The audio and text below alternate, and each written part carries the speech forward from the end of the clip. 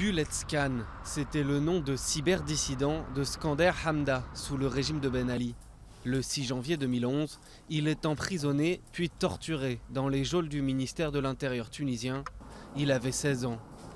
5 ans après la révolution, il trouve que les changements ne sont pas suffisants. Il y a un constat plutôt positif si on compare ces 5 années et la Tunisie d'aujourd'hui à la Tunisie de Ben Ali. Mais par contre, si on compare la Tunisie d'aujourd'hui à la Tunisie de laquelle on a rêvé le 15 janvier matin après le départ de Ben Ali, là, le constat est plutôt décevant. La Tunisie est citée comme exemple après une transition politique réussie. Sa constitution, votée en janvier 2014, proclame de nombreux droits et libertés. Mais d'après l'analyste Michael Ayari, l'ensemble reste encore fragile.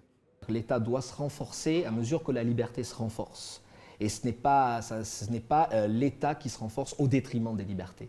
Et ça, c'est quelque chose de très grave, puisque en dehors du déclaratif, en dehors de la Constitution, qui ne s'est pas encore, disons, développée sous forme de loi, de code civil, etc., il n'y a pas grand-chose. Et si l'État, à un moment donné, continue d'être dans cette perspective, il va considérer que pour se renforcer, il faut qu'il réduise les libertés.